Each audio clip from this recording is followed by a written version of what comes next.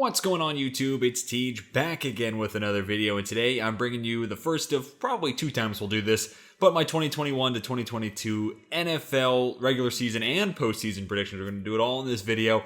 I'm fired up to bring this your way, but I want to start by saying thank you everybody. We have passed 60 subs. I know it's a low mark, but it means a lot to me, and we're getting closer to 100, and I'm really excited to be able to hit that one day, hopefully here in the near future.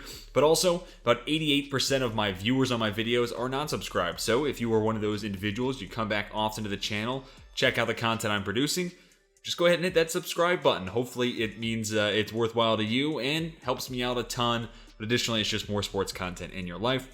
But focusing more on this video at hand, if you enjoyed today's video, please hit that like button. Again, that would help me out a ton. And also, I want to hear your thoughts down in the comment section.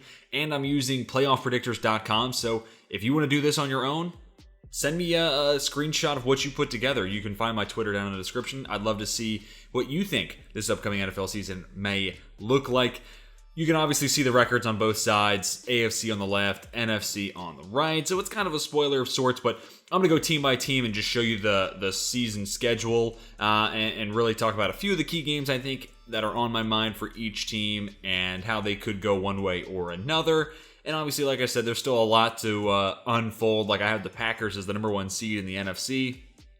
Kind of wild when I was doing this, I didn't anticipate that. But if they don't have Aaron Rodgers, I don't foresee them going 13-4. So again, we're gonna probably do this once we get to the week before the NFL season. But hey, it's May. We got to make some content, and it's fun to speculate. So let's go ahead and start with team in the top left, the Cleveland Browns. Here's a look at their schedule. A couple of big games I want to make note of. First off, Week 6 is going to be really fun because that's the quote-unquote 17th game of the schedule. So in this case, they're taking on the Cardinals, which will be a really fun matchup. But also, going to New England in Week 10, that could be a game that goes either way. I think the Browns right now are a little better. Obviously, a little bit more established at the QB position. So I could see that staying as a Browns victory. But man, it's tough to win in Gillette. And then you get later in the season, obviously, a lot of division games right here in this block of the season. Obviously, you're taking on the Ravens twice over 3 weeks. You get the bye week in between. And a lot of times I like to just say that teams split in the division unless they're like a glaringly bad team. Like you can see I have the Lions at 2-15, 0-6 in the division. Like they're just not as good as anybody else in the division. I still think they probably end up winning a division game, but I just didn't have it happening in this video or in this context. But getting the Ravens off the bye week, the second time you meet, definitely an advantage, and you're back at home. So I gave the Browns the nod there in the second matchup. This Week 16 game against the Packers, that'll be a fun one. Oh, and actually Week 19 and 20, we're going to go week by week. You can see I can go and pick the wild card selections here. So once we're there, we will discuss my playoff predictions here very early on. But yeah, that's how I see the Browns schedule playing out. On to the Baltimore Ravens. Obviously a really good team. And, kind of an upset pick here Week 1. The Raiders just always come out hot. And they got Week 1 at home. It's on Monday Night Football. I could just see the Raiders kind of like they did last year. Big primetime game to open up the season. They knocked the Saints off this year. I think they could do that against the Ravens. Then Week 2, like it's crazy. This is a really good Ravens team, and they might start the season 0-2 just because this is just a terrible first 2 weeks. Like this is a team that always plays well to start the year, and then this is maybe the best team in football. Like couldn't have asked for a worse scenario in a lot of ways. Well, actually, I don't know. We'll talk about the Colts later. I think they have a pretty tough weeks 1 through 5. But then you get to bounce back, you get the Lions, and then the Broncos. No Aaron Rodgers. I'm assuming that Teddy Bridgewater, I'm just banking on him winning the starting job just because lower floor. And that also weighs into how I saw the Broncos schedule because Drew Lock might pop. And if he does, then they're probably better than whatever record I gave them at 5-12. So if Lock's better and he finally has that step forward, then they're probably better than a 5-win team. But if it's Teddy B, I like the Ravens in that matchup. Another fun one here is them taking on the Vikings, kind of similar teams. And in a lot of ways, it's just a really intriguing matchup. And obviously, you don't get to see it all that often. And then them and the Dolphins, you can see by the seedings here, I have them as the final 2 wildcard teams. This could have big implications, mid-season kind of game. Not often you get to see that. And then this Ravens-Rams game, I don't know why, but I am really excited to see that matchup. But even Ravens-Packers, I mean, this is just a team that has a tough schedule and a lot of really intriguing matchups. Chicago Week 11, you're figuring that's Justin Fields starting at QB for Chicago. Man, just a lot of fun games for the Ravens this upcoming season. On the Pittsburgh Steelers is my favorite team, and really around anybody who's in the NFL community, like those who watch Goat House, he said it. A lot of people on ESPN it's kind of almost become a consensus, which is kind of wild, that the Steelers have one of, if not the hardest schedule in the NFL. And dude, it's a doozy, no doubt. So I want to get off. Let's start with week 2 here. Obviously, I had the Ravens losing to the Raiders week 1. I think the difference here is the Steelers are at home. They don't often lose their home opener. And this is a cross-country trip for Las Vegas going out to Pittsburgh. And week 2 versus week 1, all that kind of jazz. And home versus road being the difference why I gave the Steelers the nod and I gave the Ravens the loss. But this opening contest against the Bills, kind of a rematch of a late season game last year. And it was a dogfight in the first half, defensive battle. And ultimately the Bills pulled away because they had an offense that could, move down the field. And Pittsburgh wasn't like that at the end of the season last year. So, right now they're like 6.5 point underdogs though. So I don't know, betting wise, that's kind of intriguing. Maybe you want to take the Steelers against that 6.5 point mark. But moving on down the schedule, this week 6 game that got added against the Seahawks.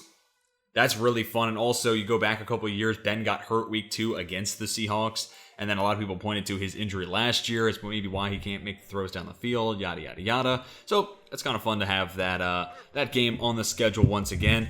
Then a pair of NFC North teams. And by week 9, man, I had to look and see when Chicago's bye is. Obviously, we'll get to it, but then we get to Pittsburgh, man. That could be a sneaky loss at home for Pittsburgh, especially if it's Justin Fields under center.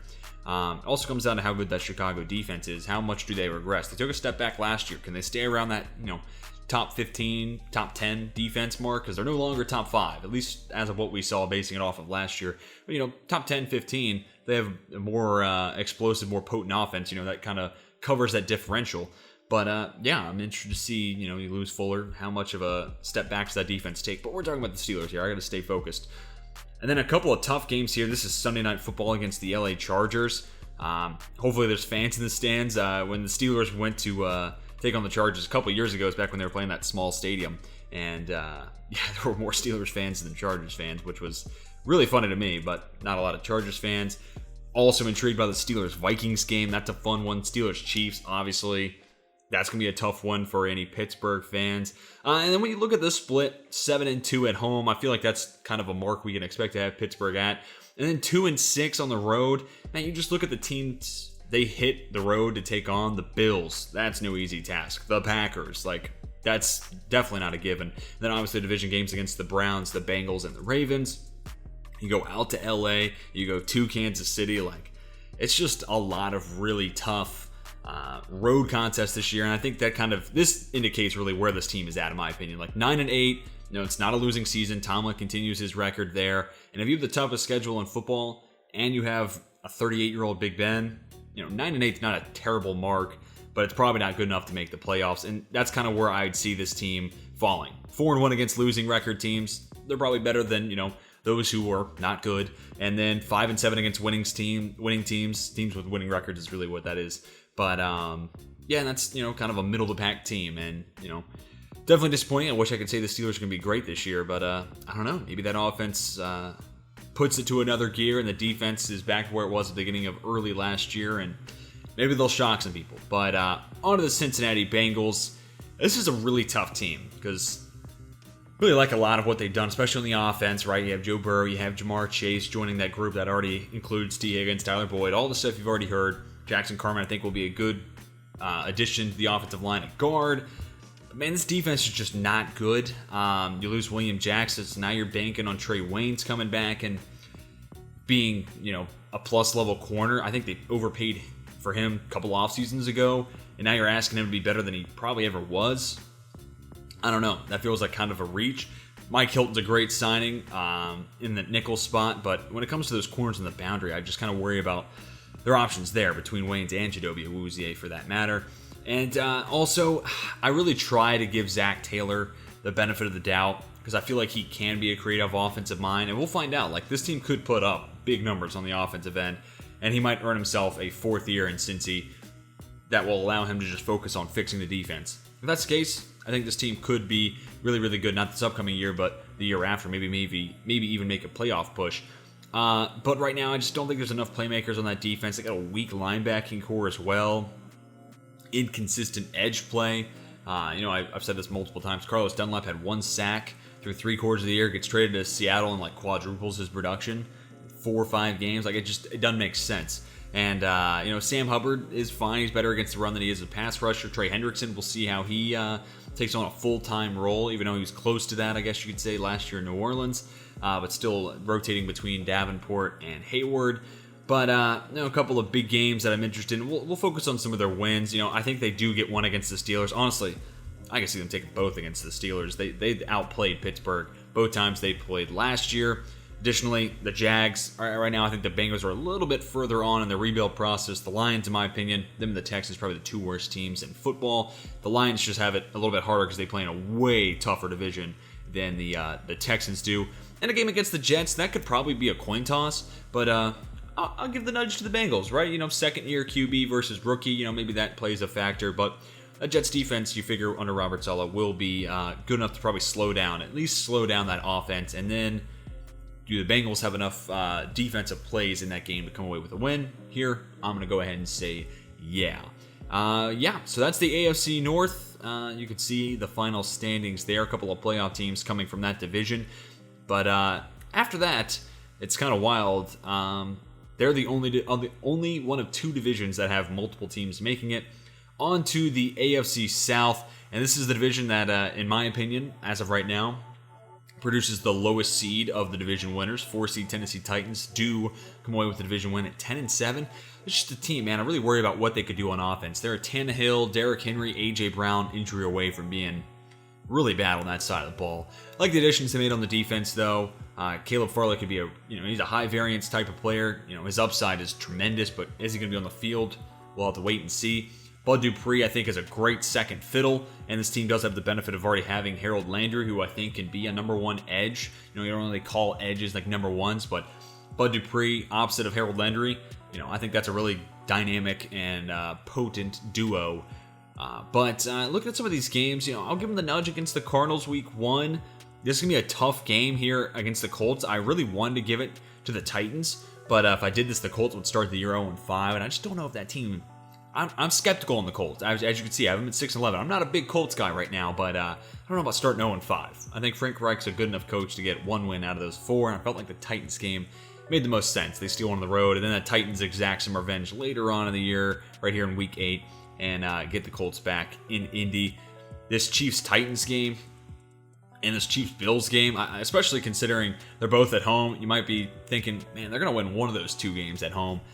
And if they do, I'd probably say the Bills game is more likely to be won. And then, they're an 11-win team. Probably, that's just over their, over-under mark at 10.5. So this is definitely a team I wouldn't recommend betting on just because it could go either way. It's 1 game differential, in my opinion. But I think the Bills get some revenge with that weird Tuesday night game last year. Now they're playing on Monday Night Football. And I'm going to give the Bills the edge. I'm also really high on the Bills, and we're going to get to that later on in this video. And the Chiefs, I just think they're kind of, I don't want to say they're in a league of their own. The AFC is definitely, in my opinion, right now, more competitive than the NFC. Just more teams that can knock off the Chiefs compared to teams that can knock off the Packers/Buccaneers. Really, the Buccaneers, they're the front runners. But, the Titans, I think, are benefited, too, by playing in a really bad division, right? Take both games against the Jags. They get 2 layups against the Texans. And then the Colts are their biggest competition. I have them splitting. So because of that, they're 5-1 in the division. And, maybe the Jags take 1, but they're still then 4-2 in the division. So they play in the worst division in football. And in my opinion, despite my worries about the offense, they are the best team in that division, at least on paper.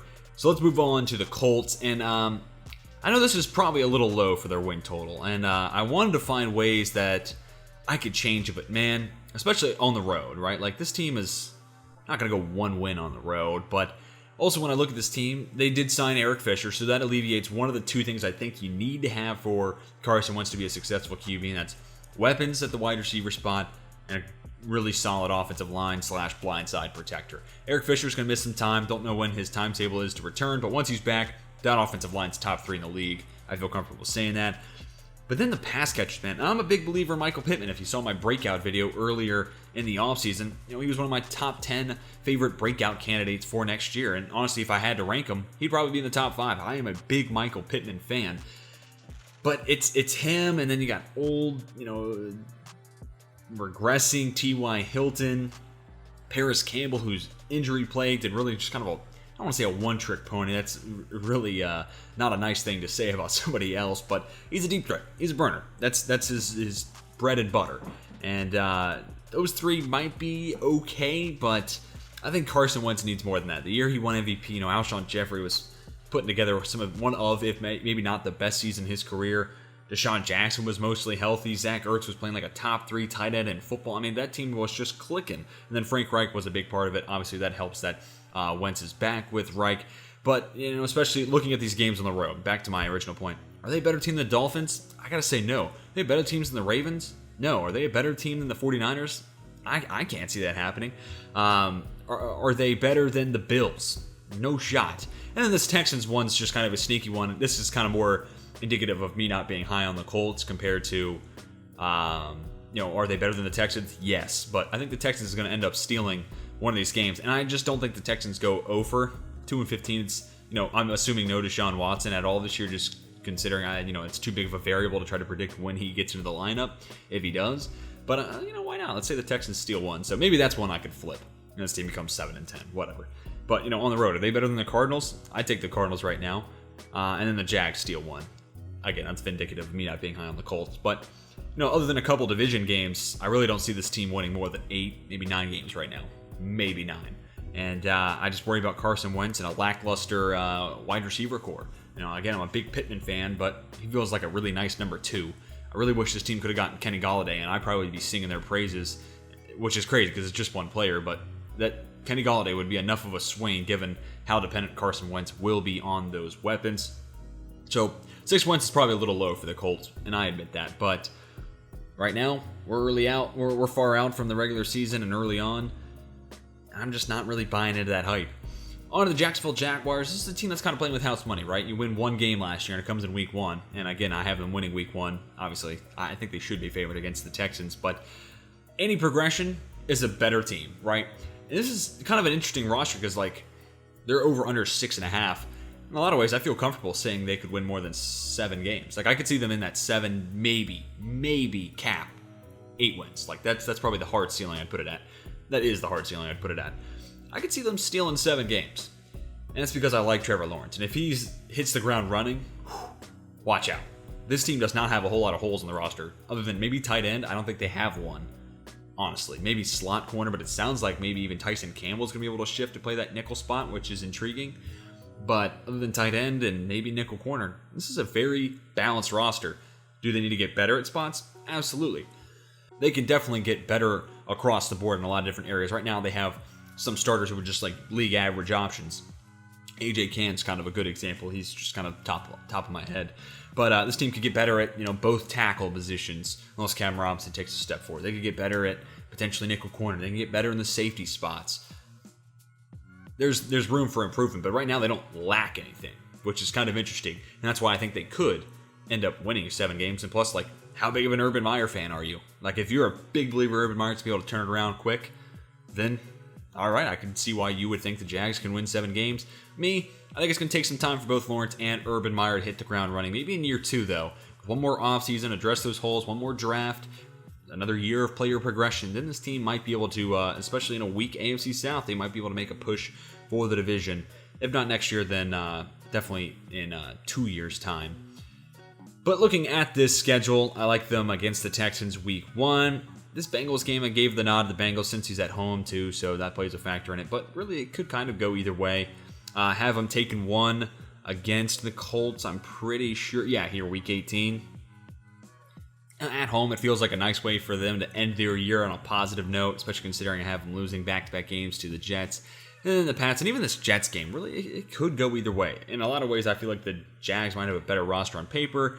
Lawrence, number 1 pick. Wilson, the number 2 pick, so you'd say they have a better quarterback. So kind of interesting games along the way, and maybe they don't take both games against the Texans. Both these teams have lots to work on. Though I have said the Jags have a solid roster. It's not star-studded, and the Texans made a record-setting amount of moves to kind of just fill the roster. So both these teams are not great, and I could see it going a 1-1 split. But I gave the nod to the Jags, gave them both games. And then, maybe a game right here, week 12, maybe they could get the win at home. I could see that flipping. I'm a little bit higher on the Falcons. I say that, but I still have them at 6 wins, which is tough because betting-wise, I've already made the bet. I have them up and over 7 wins. So, off my own predictions, I'm kind of screwed myself on that bet. But I think the Falcons team will be better than they were last year, certainly. But that is the Jacksonville Jaguars. Finishing out the AFC South, here's the Houston Texans. And again, I'm basing this off of no Deshaun Watson at all this year. A guy that got himself into huge legal trouble, and it's not a cause I sympathize with. So I am okay not seeing him at all this year. It's not against him as a football player. It's him and his actions and how he has, treated those women. And just the fact he's done that during COVID. There's a lot of different degrees to where I can't really respect it. But there are 2 wins basically coming. One against the Colts. That's kind of cheeky. It's me kind of just slapping the Colts in the face. And then the other one against the Panthers. And I feel like this is a Panthers team that, especially if Darnold's not great, which I don't know. He's got a great supporting cast, but you don't often see quarterbacks go from being really bad to really good. Like, the only one that immediately comes to mind is like Jim Plunkett, right? Like, he was bad in New England in this, in the 70s, late 70s to 80s. Then he goes out to the Raiders and he's, fantastic, puts it together. I can't really think of another example anytime in recent history, in the modern NFL era, where that's just like a quarterback's like seemingly figured it out, put it together, learn how to play the position. And, Darnold's had some flashy moments when it makes me buy into him, and now he's got that supporting cast, so maybe 5 wins for the Panthers is low. But that's a decent NFC South, too, so they're not aided by being in a good division. But I gave the Texans a nod here in week 3. They're at home. And again, I just don't see this team going 0-17. Like, it's bad as they are, it's kind of hard to imagine they don't luck into a win. And in this case, maybe they luck into 2. But, I don't know, the Texans are a tough team to obviously bank on. Moving along, AFC East. This is a division I think is absolutely loaded, which doesn't help the Jets. The Jets, probably in any other division, almost certainly in any other division, win more than 4 games, other than maybe, the NFC West and the AFC North. So, take that for what you will. But I got 3 playoff teams in this division, starting with the number 2 seed Buffalo Bills off of my predictions. Getting the win against the Steelers week 1. Losing in Miami, but then they exact some revenge in week 8 here. And then, really closing out the year strong. Don't worry about the 19 and down below. That's the playoffs. But winners of, huge stretch here after their bye week. Bye week against Miami obviously helps. And then they're better than the Jags, better than the Jets. So that's really favorable that those are games that you get on the road. Obviously, you play the Jets twice. But the Jags, if that's going to be one of your road games, you'll take that any day of the week. And right now, I like it more than the Saints. I'm not a big believer in the Saints. So I definitely like the Bills more on paper there. This Bucks kind of snaps that winning streak, but you're still talking about 1, 2, 3, 4, 5, 6, 7 wins over 8-week stretch. And then you want to tack on this loss to the Pats. So 7 wins in 9 weeks, and then 10, 11. So, 9 wins over the final 11 of the regular season. That's a hot football team, and it kind of leads into the progression, but I don't want to give it away, so don't look. On to the New England Patriots. I think this is a team that's really, really well improved, and I'm thinking about doing a video about my favorite games each and every week of the NFL schedule, and week 18, I already think this is going to be it. Because, again, I think both these teams make the playoffs, but maybe there's a world where the Ravens, or the Steelers, for that matter, or maybe it's the Colts, one of these other AFC teams, the Chargers, Raiders, whoever, gets into the playoff picture, and then this battle dictates which one of these teams gets in. And that is super intriguing. Also, it's the Belichick-Flores battle, Tua versus Mac Jones, the Bama battle. I don't know. The games that the Pats play the Dolphins are going to be really, really fun to watch, and it comes week 1 and then week 18. It's storybook. It's like poetry. It rhymes. But moving on, I think this is a tough draw. I'm pretty sure as of right now, if you take the yards per game average for Tom Brady based off of last year and put it into this season, this would be the game where Tom Brady surpasses Drew Brees for the most passing yards in NFL history. So, revenge game for Brady, first time playing in New England. And then the record-setting opportunity, this just feels like there's just no shot the Patriots come away with the win. But still, 3-1 through the first 4 weeks, not bad. Then you top the Texans. This Cowboys game really could go either way. That's a tough game. This Cowboys team is going to be vastly improved, in my opinion. And obviously, you can see I have them making the playoffs. And this game switches. They're an 11-win team, maybe even win the division. I don't know. I worry about that defense. And again, playing in Gillette is so hard. Playing in Foxborough is one of the toughest places to play. And I only have this team losing 2 games at home. And one of them is the Browns. We talked about that one earlier. And that's a coin toss. That really can go either way. And then their other home loss is to the reigning Super Bowl champs, the Tampa Bay Buccaneers. But just as New England does, closing out the year on a pretty good mark. Now I look at this. I know the Colts are at home and see, I don't know. Like, this is coming off their bye week. I'm making an executive decision. I'm making that change. So that's going to affect the wild card picture, and I'll change that here in 1 second. But, coming off their bye week, that's a good time to catch the Colts. Obviously, I'm a big believer in the advantage of having that week of extra preparation. And then the Bills, Jags, and then this matchup against the Dolphins at the end of the season. It's going to be a good team, and I definitely think they're headed towards the playoffs. Okay, just fixed the playoff picture, so now I'm ready to go again. And also, you might hear some music in the background. I apologize.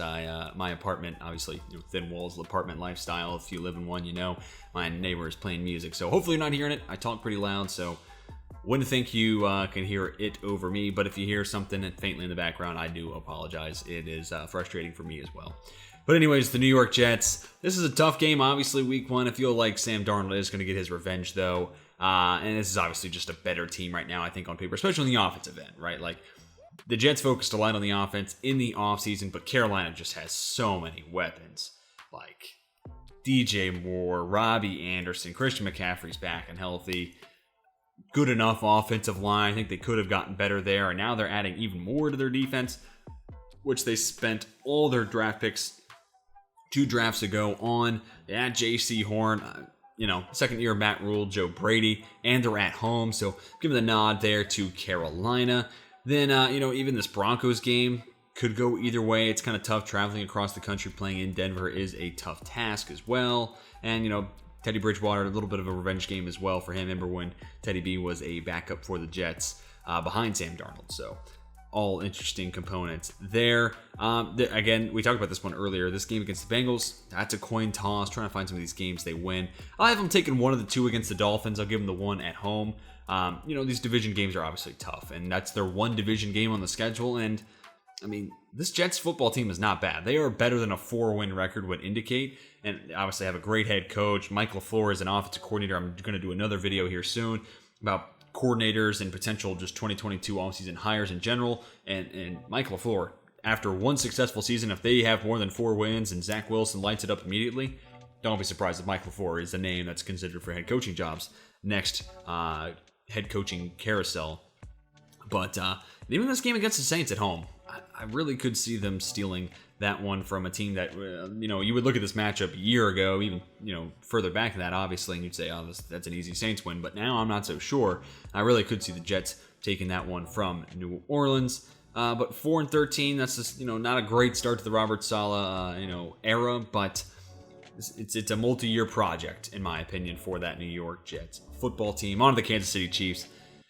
15-2 record. I mean, 9-0 at home, too. Like, you feel like they're going to lose 1 at Arrowhead, but Arrowhead's a tough place to play. And it's just, you look at who this team plays, and it's just tough to bet against them, right? Like, maybe the Browns have the best chance week 1, just because week 1 has so many variables you can't control. And, maybe the next best team in the AFC, dare I say it. To me, it's the Bills. But I could see an argument for the Browns being the next best team in the AFC. This Ravens game is not going to be easy. It's in Baltimore, so maybe you give the Ravens the home field advantage and give them the nod there. But I think they're definitely better than the Chargers, the Eagles. This Bills game's going to be close. Maybe Buffalo comes away with a road upset. Don't count out Washington football team. Their pass rush will keep them in games, and it just comes down to if Ryan Fitzpatrick can make enough throws in that contest. Additionally, again, on the road, it's obviously easier to play at home. And, I know the Chiefs exacted a lot of energy and put a lot of resources into retooling the offensive line, but that front 4 is just too good. Like, it doesn't matter. It doesn't matter what the offensive line is. Like, Other than it's the Colts, like, which is going to be, I wish the Washington football team played the Colts. Best D-line, best offensive line, maybe, in the league going toe-to-toe. That'd be a really fun one. But anyways, moving onward, this Week 9 game is going to be so fun. Pretty sure it's Sunday Night Football. Like, you got to be kidding me. Like, if Rodgers is playing in Green Bay, this is, like, a dream come true. Such a fun matchup. And then one of the 2 losses I have is against the Raiders. I know this feels too easy to pick the Raiders because they had the huge upset loss or win against the Chiefs last year. And also, like, the Raiders always tail off the second half of the season. So the Chiefs have the benefit of playing them later in the year, Week 10, and then again in Week 14. So you're not getting the Raiders when they typically play their best. But, you know, in the black hole, or the Death Star, as they're calling it now out in Vegas. And, you know, I'll give the Raiders one of these 2 games against the Chiefs. Plus, I don't think the Chiefs go 17-0, so I got to find losses. And their other one is here to the Chargers. So basically, the 2 losses come on the road against division opponents. And, you know, Derek Carr is a plus-level quarterback. Justin Herbert, in a lot of ways, feels like a baby Mahomes. It's just, obviously, the reigning offensive rookie of the year, despite me thinking that should have gone to Justin Jefferson. That doesn't matter. Herbert's a stud. That offense is potent, and they might be able to go toe-to-toe with the Chiefs, and I'll give the Chargers the home field advantage. But this team easily could go 16-1 if they win this game against the Chargers or this one against the Raiders. Like, this is such a good football team that it's, hard to pick games that they lose, obviously. Next up, we'll talk about the LA Chargers. Really tough start to the year for them when it comes to their schedule. On the road, going across the country to play the Washington football team. And I know it's week 1, so you have more time. It's not like you're, stuck between a pair of Sundays. It's, it's your first game of the season. You can get out there whenever. But, that's still a tough cross-country trip, and that pass rush is just too much. And I think that Washington football defense is going to be smothering. Like, I think this week 1 might not be a pretty one for Justin Herbert, but I think it might be a, go movie reference and nerdy here. Think Empire Strikes Back. This is kind of that step in the wrong direction that Herbert and the Chargers offense might need to kind of learn how to face those adverse situations. I might be reading too much into that, but and then they play host to the Cowboys. Maybe give them the nod because they're at home, but this Cowboys team's really, really good. And for the sake of like me not having to watch ESPN and have them talk about the Cowboys being 0-2, I gave the boys the advantage here in this like way too early season predictions. Obviously, have them losing the Chiefs here, but then taking one in Week 15. This Browns game could be a sneaky, really fun game. Also, this Chargers game. Coming off the bye, they're at home. Maybe they get to exact some revenge against New England. Remember, Bill Belichick embarrassed that offense. It was a shutout in Foxborough last year. So maybe the Chargers get an opportunity to get some payback against New England. They're coming off a bye, which is something that almost tempted me to take the Chargers there. This Vikings-Chargers game, also a really fun one. And I think by, after the bye week onward, I think that's when Brandon Staley's going to have that defense clicking full cylinders. So obviously, really talented defense. You hope Derwin James is playing. He's always such a talented guy when he's on the field, but he's missed a ton of time over the past 2 years in specific. This game against the Broncos, it's obviously tough to play at Mile High, but Chargers better team on paper as of right now, and it's Teddy B under center or Drew Lock. So maybe give the nudge to the Chargers. They're a 10-win team, and they're right there knocking on the door of getting into the playoffs. Also like this Chargers Giants game, kind of a weird one to really like, but two teams that I don't know, they feel like they've been suffering for so long. I'm ready to see them both be really competitive and take that next step and potentially compete for a playoff spot. And then they end the year with a couple of division wins. And overall, I have them winning their last 6 games. Looking at it now, it's kind of remarkable. But they're better than the Bengals, they're better than the Giants. Stealing one against the Chiefs, we'll see. Better than the Texans, better than the Broncos, better than the Raiders. Plus, I had actually, maybe you flip this one because I had them beating the Raiders earlier this year. The Raiders probably get one at the end of the year, so I'll go ahead and make the executive decision. They become 8-9. Raiders get an extra win, but winners of 4 of their last 5. Still a strong bar. This is a team that closed out last year on a really strong note. Last but not least, for the AFC is the Denver Broncos. Again, I'm banking on it being Teddy Bridgewater under center as of right now. They get a start number 12 from Green Bay. They might be closer to this 13-win mark I have the Packers at. But looking forward to watching this Week 1 contest against the Giants. I think that's a fun one, underrated one. They're probably better than the Jags. But, again, cross-country trip. Those are not easy. And, we'll give the Jags one there at home. This game against the Raiders, it's one that I don't know if the Raiders take both games away from Denver. Typically, it's a 1-1 split. So, I gave the Raiders a win against the Chargers. So maybe we'll give the Broncos this one here at home. The Steelers one, I could see them, remember they played in Pittsburgh last year. That's why I was kind of weirded out to see this again. And it was in that game last year, week 3. It might have been week 2 or 3. And Drew Lock got hit from behind on a sack fumble forced by Bud Dupree. And, Lock was hurt, missed some time, and that I felt like messed up his second year. Maybe he takes that leap here now in, season 3 if he can stay fully healthy. But that's an intriguing matchup because of that. Washington football team, that pass rush is just relentless. And the offensive line isn't great for Denver. Garrett Bowles solid at left tackle, but a lot of question marks elsewhere. I think Quinn Miners is a good addition, but that's a rookie. And banking on a third-round rookie is not going to save the entire offensive line. This game against the Eagles could be a fun one. Gave the Broncos the nod there. And then, down the stretch, a couple of wins here against weaker teams, the Lions and the Bengals, before losing 3 straight in division. It's really a tough way the schedule lined up. I hate having a consecutive streak of division games to close out the year because they're going to be hard-fought battles. And if this team was, let's say we flip this record around 11-6, and they're coming off and entering the postseason, I should say, and coming off 3 tough division games, that kind of makes me feel less confident, especially if they're playing the wild card. They didn't get that week to just get a break, take a deep breath.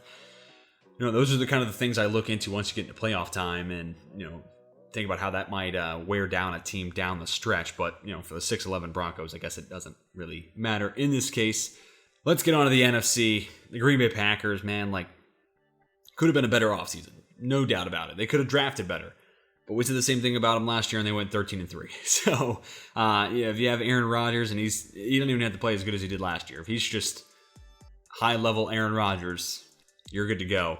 And, talk about the NFC if Aaron Rodgers is playing for Green Bay, I think it's them or the Bucs.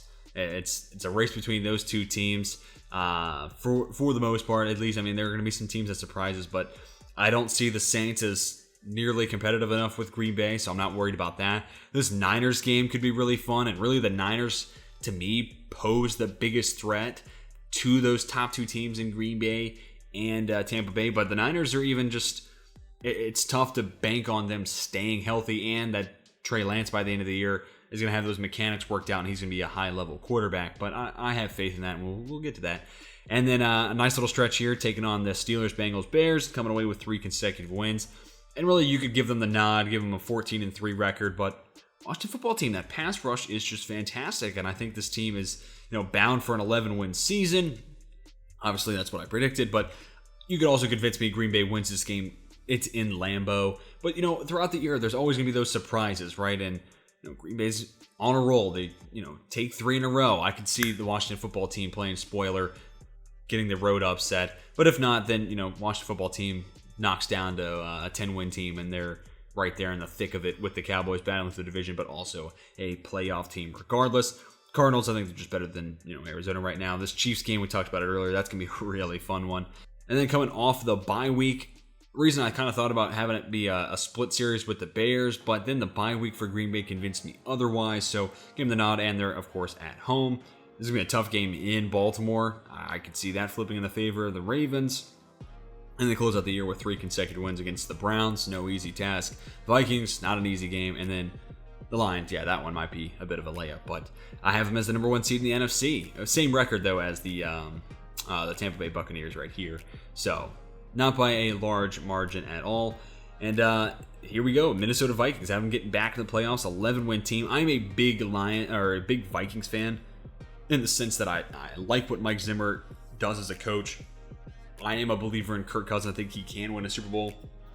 He's not elite by any stretch of the imagination. I'm not going to make an argument that he's a top 5 quarterback, but he's good enough. He can get the job done. Dalvin Cook is just fantastic to watch. Justin Jefferson, Adam Thielen, one of the most fun wide receiver duos to watch. And I think this defense takes a step forward, and that ultimately puts them into the playoffs.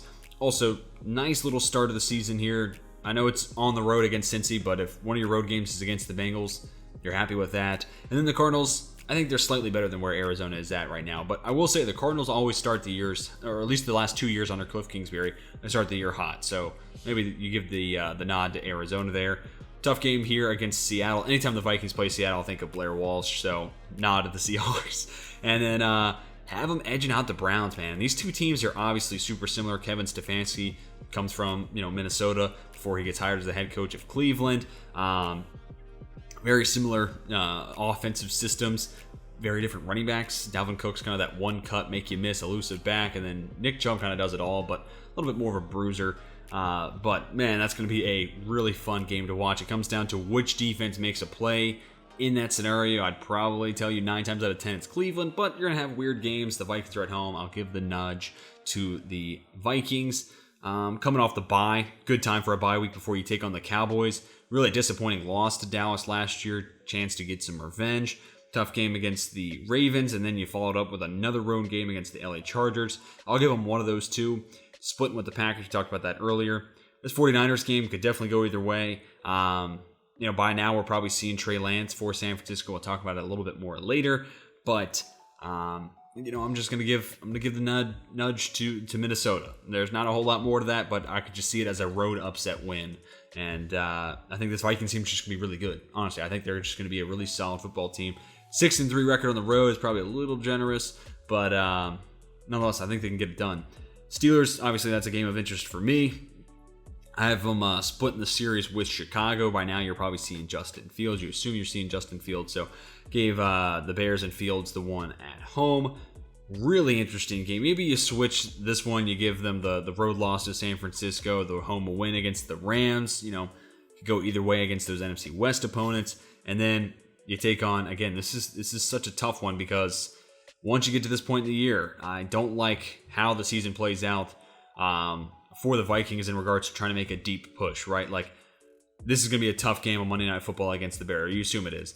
Then you get a battle between two teams people are really high on right now in the NFC, Rams and Vikings.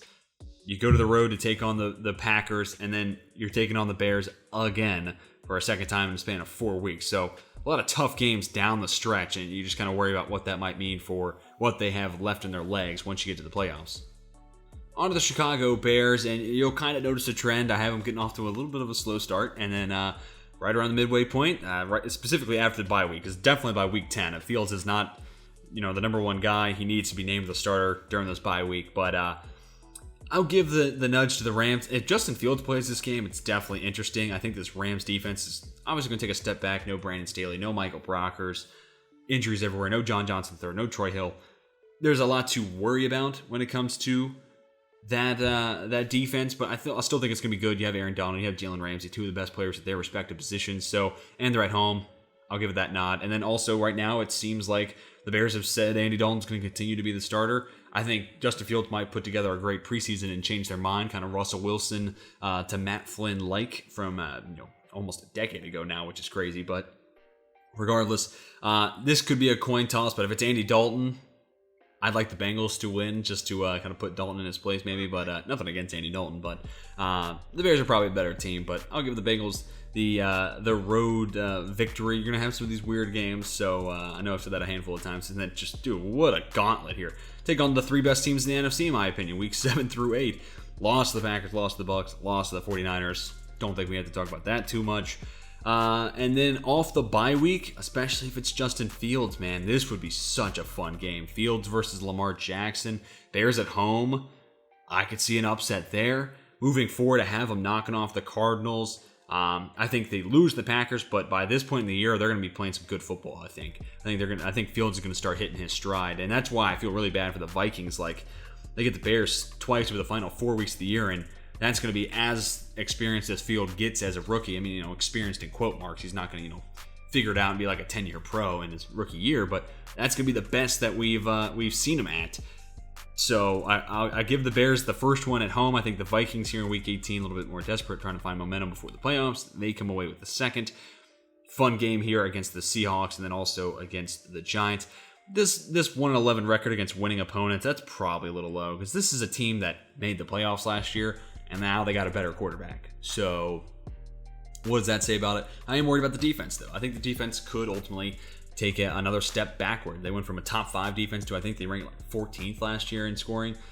So the trend might continue in the wrong direction. No Kyle Fuller. I'm worried about the cornerback group. The Detroit Lions, I won't spend a whole lot of time on this. I love what they did this offseason, specifically the draft. They built this team from the inside out, built up in the trenches, got a nice value for Ifeatu Melifonwu, and I'm really fond of Aaron Glenn as defensive coordinator. Sneaky potential head coaching hire in 2022's head coaching carousel. But, there's just not a lot of talent at wide receiver other than Amon-Ra St. Brown. Jared Goff's the QB. I feel bad for DeAndre Swift. It's going to be a long year. Their wins at home against the Eagles and at home against the Cardinals. The Cardinals start out hot, kind of taper off by the end of the year. That's my expectation, at least putting this together early on. 0-6 in the division they play in, one hell of a division, so sorry, Lions fans. But this would be great because at this point you're getting a top 2 pick and potentially either Spencer Rattler or Sam Howell, maybe Malik Willis if he plays really well this year at Liberty. On to the Tampa Bay Buccaneers. I mean, same record as Green Bay. You can make a strong argument that the best team in the NFC, and it might not even be close in your eyes.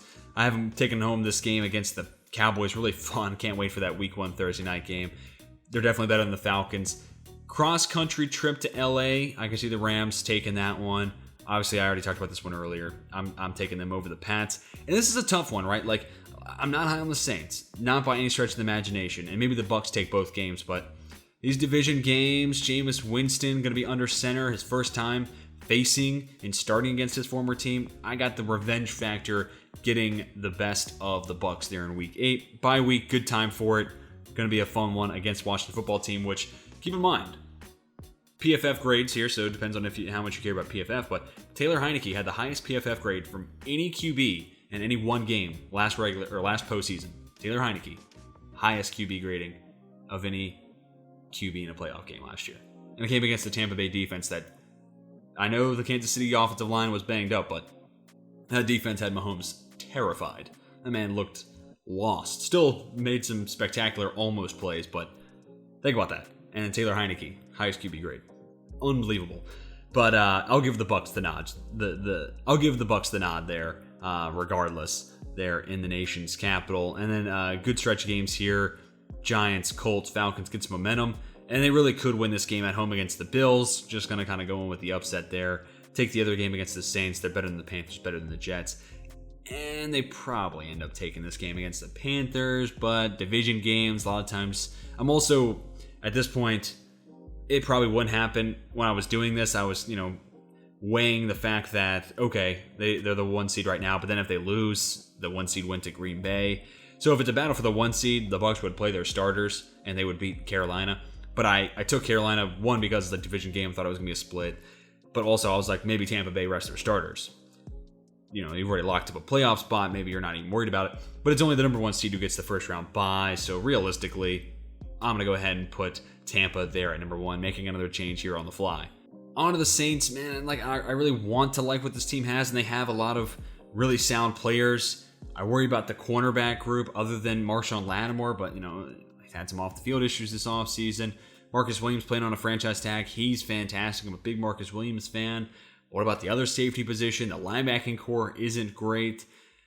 You lose Trey Hendrickson, so it's, put up or shut up for Marcus Davenport. They did pick up his 5th-year option, so he's there in New Orleans for at least 2 more years. And obviously Cam Jordan's fantastic. You look at the offense, Alvin Kamara's great. Big year for both those tackles. Both of them are free agents next year, so I don't think New Orleans pays them both. So one of the two, they're basically competing against one another for a contract in New Orleans, which is kind of interesting. And then, it comes down to Jameis Winston, Taysom Hill. I'm almost certain that it's going to be Jameis Winston because he's an actual quarterback. And I really like Jameis. He's going to try to make some big plays down the field, but even at that point, you got Michael Thomas and who else? I don't know if this is an offense that has enough firepower. Jameis Winston went 30 for 30, 30 touchdowns, 30 picks with Mike Evans and Chris Godwin, and a couple of really good tight ends. And this Saints skill group is not as good. It's just not. So I think the over-under for this team is 7, maybe it's 8. I might even be low in it, but I'm definitely betting under for their win total this upcoming season. And I already said earlier, I bet over for the Falcons, but based off my early predictions, I would lose that bet. But there's some games that you could flip, and let's talk about those games, kind of changing how we look at this. This Giants game, they could steal one on the road, at home against the Washington football team. That could easily go the other way around. I have them splitting the games against the Saints, losing Week 9, winning in Week 18. What's another good one? They could take this one on the road, maybe sweep the Carolina Panthers, and potential upset against the Dallas Cowboys. There's going to be those weird games in there, and maybe another one of those weird games is against the Bucs. Maybe it's on the road in Buffalo. I don't know, but specifically Week 3 and 4, I could see one of, or maybe even both those games being flipped. They're at 8. But I don't know. I think this team is going to be improved, especially on the defense, right? Like, they didn't do enough. They didn't address the two big areas of need on that defense at pass rush and corner. But I think just having a new coaching staff in there helps a ton. Dean Pease is a really creative defensive coordinator. They're going to find ways to get pressure, and this team has not been able to produce any pressure. So I think they are better than 6 wins, but that's just how the predictions played out. And then for the Carolina Panthers, have been winning 4 games this year. Ironically enough, 2-0 start against the Jets and the Saints. It is what it is. It really could be 3-0 if they take this game against the Texans, which is totally possible. And because it has no bearing on the rest of the games, I could easily just switch this pick. Keep it the same for right now. Win against the Eagles, that's definitely a game I think they can and should win. Or really at least a toss-up, and they're at home, so maybe you give them a slight advantage. Giants, that's a tough one. Falcons, obviously, division games are difficult to have them splitting with the Falcons. And then home against Washington football team. Maybe by this point they're starting to click and really put it together, but I just think Washington football team's a better team as of right now. And then, Bucks, Saints, Bucks. That's tough. Like, that's just a tough way to close out the year. And honestly, right now, if you ask me, I would tell you, I know they picked up Sam Darnold's 5th-year option, but I'm thinking they're going to be in the market to find a different QB next offseason. If he plays great and he takes those splashes we saw in New York and, translates that to a full 17-game schedule on a consistent basis, this easily could be a potential 9-win team. They could have a plus 500 record. I'm not sold right now. I'd rather be wrong, though. I would love to be wrong. Then for the NFC East, just 2 divisions left to go. I have them winning the NFC East at an 11-win mark. Good for the 4th seed in the NFC. Back-to-back games here at home. Strong start to the year. This is a really fun one against the Bills, but Bills at home, Bills Mafia. That's a tough place to come away with a road win. Have them knocking off the Saints. We talked about the Chiefs game earlier. That's obviously a difficult one. And then the Bucs, same could be said. Even though it's coming off their bye week, that's actually pretty sure the same time the Bucs have their bye week. So that's fun. Both teams have their bye week to prepare for the other. That's not something you see all that often. Second half of the schedule, I like it more than the Panthers. The Seahawks, I know they only added Gabe Jackson. Like, Russell Wilson was like, I'm tired of getting hit. I need some offensive line help. They trade for Gabe Jackson. They draft Stone Forsythe in the 6th round. And Stone Forsythe's not your replacement at left tackle over Dwayne Brown, not right now at least. I think that pass rush gives Russell Wilson a lot of headaches, and they come away with a good home win towards the back half of the schedule. And this game against the Eagles, Washington football team is definitely better, but again, division games, and they play a ton of it. Look at this. Final 5 weeks of the regular season, division, and they go, 2-3 in that stretch, maybe 3-2 if they sweep the Eagles. That's your call to make. But then that takes them into the playoffs. And those are the things that worry me. Bunch of tough division games before you get into the playoffs. I feel like that team's going to be worn down, and you'll see that once we get to the playoff portion of this video. The Dallas Cowboys, I think they're going to be much improved. I think just simplifying the defense takes away all those broken plays we saw last year. Takes this defense from like the worst in the NFL to like mid-20s, which is a slight improvement. Having Dak back is obviously worth a number of wins in the win column. So losing the Bucs week 1, getting one on the road against the Chargers, though I have them at 2-7 on the road. That feels kind of low because this is a good football team, and it's just tough though because defense travels, not offense. Offense you can get stagnant when you hit the road. But this game here on the road against the Saints, I could easily flip that and have the Cowboys take that one. Same could be said about a game here against Minnesota. They're coming off their bye week. And that one Minnesota has their bye week? It is. Wow, that's so interesting. Back-to-back cases of teams having their bye week and then playing each other the next week. That's so fun. But anyways, regardless, I do think this is a playoff caliber team. And, maybe even week 18. That's one maybe you flip because they're better than the Eagles on paper. But again, division, I like to see those split most of the time. But yeah, I could easily see the Cowboys winning 10 games. Another team that could easily get there is the Giants. I have them at 7-10, but I think that's more so just because I'm not impressed and not convinced Daniel Jones is the long-term answer. You give this team an above-average quarterback, I am sold. Like, this is easily a 10-win team. Jones just has those turnover issues, and I worry about the consistent passing, especially over the middle of the field. But now he's got a bunch of weapons.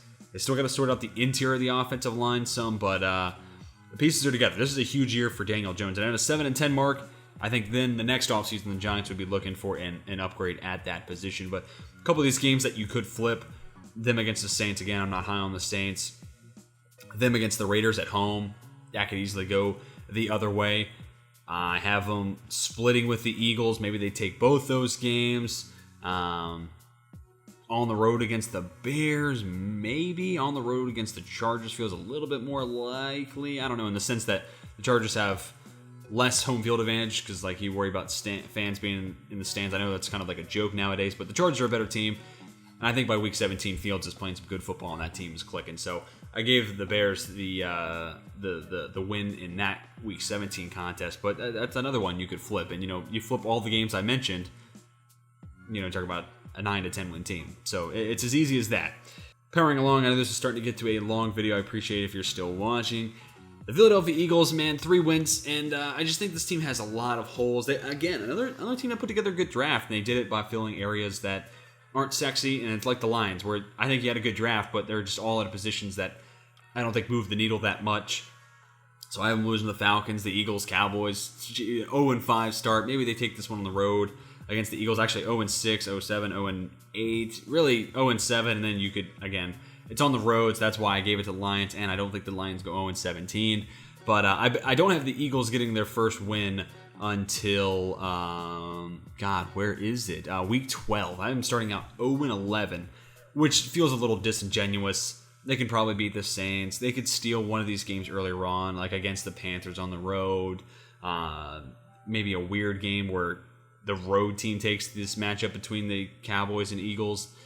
I think Jalen Hurts is going to be okay, and I actually think, despite even going 3-14, Hurts could still maintain that job. I know it's going to be a tough sell, but I am more optimistic based off his progression, where I saw him at the beginning of his career at Alabama to where it ended at Oklahoma. And then even when it ended where it ended at Oklahoma and where he ended last year, he's getting better and he's taking steps in the right direction. And his dual threat ability, I don't think he'll ever be a top 5 quarterback, but I could see a world where he's, top 16 into the realm of top 12. And second round pick, obviously a super cheap contract. I think the Eagles can make do, at least for right now, and maybe give him one more year. I don't know. 3-14 is a tough sell to keep him around, however. Last division, and then we get into the playoffs. San Francisco 49ers. Obviously, I am very high on them. One, because even if it's Jimmy G, and the roster they have put together, that's a Super Bowl caliber team. And then also once we get to Trey Lance, I just think Trey Lance is going to be better, more dynamic, can do a lot of different things. And I'm excited to see what that 49ers offense looks like. But great start to the year. Your 2 road games are against the Lions and Eagles, 2 of the 3 worst teams in the NFL, in my opinion. Couldn't have asked for a better first 2 weeks, especially 2 road games. That's fantastic. Home against the Packers, that's a coin toss. Even this home game against the Seahawks, I have them splitting against the Seahawks with the home team taking both those games. Have them splitting with the Cardinals. Again, the Cardinals get out to hot starts, so I could easily see the Arizona taking this one on the road. Bye week, I'm not high on the Colts anyway, but good time for a bye week, I suppose. And then I will say they do play the Cardinals the second time in Week 9, so it's still earlier in the season rather than later. But at home, I give them the nod. And then this game against the Vikings we talked about earlier, I could easily see San Francisco winning this, and maybe then they get to that 14-3 record mark, which would be a fantastic return to the top of the NFC for this team. But I think they got a really nice schedule ahead of them, and I think this team, as long as it stays healthy, has the talent to be a Super Bowl contender. I have the Rams at 12-5 and making the playoffs, 8-0 at home. That doesn't necessarily feel like it can happen, just because that's a really tough mark to hit. And I do worry about this defense taking a step back. The offensive line has some of its issues, but I'm buying into Matt Stafford. I know it's not always been great. He didn't always have the best of seasons, the best of production. That wasn't always a great decision maker in Detroit, but I think now he's working with the most creative and innovative offensive mind he has ever worked with. And I don't necessarily think it's totally close. Jim Caldwell was a good coach, but McVay is known for being creative, and I think that helps out Stafford, plus lots of weapons. So I think this is going to have a really sound offense, and then the best pass rusher in the league maybe right now in Aaron Donald, maybe the best defensive player in general in Aaron Donald, and then the best corner in the league in Jalen Ramsey, or at least one of the best corners in the league in Ramsey. So looking through this, and also, there's some games you can give them. Like maybe they don't lose this one on the road against the Giants. They're going across the country, which I worry about, but you could easily flip this one around if you're just looking at talent on the roster. And then the other way around, this week 3 game against the Bucs. Maybe you're saying the Bucs are a better team. There's no shot the Rams have. I wouldn't be arguing against you that hard if that was your case. Bye week, good time, right before a game against the Packers. So maybe the Rams have an opportunity to steal on the road. Obviously, these two teams played in the playoffs last year too, so that's a fun rematch. And then I have them splitting with the Seahawks, splitting with the 49ers, and splitting with the Cardinals as well. This is obviously a super good division. So I have everybody. Actually, I don't have the Rams splitting. Who is the one team I don't have them splitting with? I actually don't have them splitting with the Seattle Seahawks. So I have them at 4-2 in the division. But maybe this week 5 game goes to Seattle. Again, it's tough. But I will say the Rams always seem to have Seattle's number. They, especially that defense. They know how to make Russell Wilson and that offense look really putrid. So tough game here, week 17 against the Ravens. Then another tough one, obviously, to close out the year against the Rams. So you go Rams, Seahawks, Vikings, Rams, 49ers. That's a tough way to close out the regular season. Trucking along onto the Seattle Seahawks. Still have been winning double-digit games, but honestly, I'm not even sure this team gets there. I just really worry about that defense. Not a great pass rush, not great corners, like Jamal Adams. And Bobby Wagner, obviously. But man, I just don't know about this defense having any sort of answer. And then also, what does this offense want to do? Because Brian Schottenheimer wanted to air it out with Russell Wilson. Pete Carroll wants to run the football more. And I think Chris Carson's good, but Russell Wilson's a top 5 QB in the league. So why would you fire the offensive coordinator who wants him to have the ball more? Kind of weird, right? And then they make one addition across the offensive line. That's Gabe Jackson, who's a good guard. But how much does that move the needle? Nonetheless, I have them at 10-7, 6-2 at home, 4-5 on the road. That feels about right. Overall, 2-4 in the conference. And we talked about it a moment ago. Maybe you flip one of these 2 Rams games, though. The Rams seem to have Seattle's number. But have them closing out the year winners of 4 of their last 5, but ultimately, 4 of their last 6. But ultimately, I have them just missing the playoffs as the 8 seed, so they're the last team out, and they'd be fighting with the Dallas Cowboys for that final spot. Actually, the same record. So, trying to look over and see again. No, those 2 teams don't play each other, so it would come down to division wins: 2-4 for Seattle compared to 3-3 for Dallas. So the Cowboys would be in, but that comes down to that Rams game. That's what's fun about doing this so far out. And then the Cardinals at 7-10. I think this would probably put the nail in the coffin for Cliff Kingsbury, especially if it was hot start, cold finish. Even though I guess I have it kind of evenly dispersed. I have 4 wins for the first 10 weeks, 3 over the last 8. So it's relatively even. And there are some games you can flip around, especially on the back half, like this Bears game. Maybe I have the Lions getting one of their 2 wins against the Cardinals. You could easily convince me you flip that. This Cowboys game. So this team could be plus 500, but I'm just not convinced on Cliff Kingsbury. I was kind of excited about the hire at first, more so because it was a pairing of him and Kyler Murray, but I don't know if Cliff Kingsbury has done enough on the offensive side, being an ingenuitive or a creative play caller to get the most out of everybody and all the talent on that side of the football. So I think by next offseason, this is a team that's looking to restart at the head coaching position, and it's one of the more appealing jobs because there's a lot of talent on this roster. And also, they're not helped by playing in maybe the best division in football, so that's a little unfortunate for them. So now, real quick, I want to give you my playoff predictions as of this format. If this was the seeding, what would I have? Really, it's interesting. You look at the AFC. You could have a world where it's an all AFC East victorious wild card weekend, and then they meet up with the Kansas City Chiefs in the divisional round. I will take the Patriots over the Titans. And I will take the Bills over the Ravens, but I'll take the Browns over the Dolphins. And then on this side, I'm going to go with Washington football team at home. The Rams also have that gauntlet, of a closing to their season. Obviously the Rams. Cardinals, Seahawks, Vikings, Ravens, 49ers. That is one hell of a stretch to put yourself through before you get to the end of the season. So I'll give the nod to Washington football team, and they're playing at home, which is nice. Packers-Vikings, what a fun matchup to see in the playoffs. Packers at home, I'll take Aaron Rodgers in the pack. And then Cowboys-49ers, always fun to see those 2 teams play, but I'll take the Niners at home. So then the divisional matchups, Bills-Browns, awesome matchup. I'm going to take the Bills at home, but again, that's a tricky one. And then Patriots Chiefs, what a fun matchup. Maybe the best coach of all time against the most talented quarterback of all time, but I'm taking the Chiefs at Arrowhead. And then for the NFC, 49ers Packers. Oh, God, that would be such a fun game, but I'm going to take the 49ers at home. Crazy, right? And then a rematch of last year's wildcard matchup, Bucks-Washington football team, but this time the Bucks are at home, and I'll take Tampa.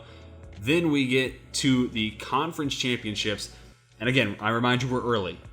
I'm going to have the 2 seeds taking both those games. If they stay healthy and a couple of things hit at the right point, like if Josh Allen plays as good as he did last year, and he might even have a little bit more to improve, maybe? It's kind of crazy to say, but really if this team gets a consistent pass rush, watch out. That's a complete roster. And this is obviously a complete roster, and by now, I'm thinking Trey Lance is playing at a pretty decently high level, and I'm going to go with both the 2 seeds winning on the road, meeting in the Super Bowl, and obviously it's early, so I can get away with saying all this because obviously it's super early. And then I'm going to take the Bills and the Super Bowl. Bills Mafia gets the Super Bowl they deserve. It's a great fan base, and it's a really fun team, and I'm a big Josh Allen fan. Obviously didn't have the channel, but he was who I said should go number 1 overall, was at the 2018 draft. So I'm a big believer in him, and I'm glad to see he has taken the steps in the right direction. But that is going to do it for the video, everybody. Hopefully you all enjoyed. If you did, please hit that like button. It would help me out a ton. And if you're new to the channel and wants more sports content in your life, please consider subscribing and comment down below. Give me all your takes. Tell me where I'm wrong. Who do I have winning too many games? Who am I sleeping on, having them lose way too much? And then also give me some early playoff predictions. That's always fun to talk about in May, So hopefully you all enjoyed. Let me hear what you think. That's going to do it for this one. And until next time, my name is Tej, and I am signing off.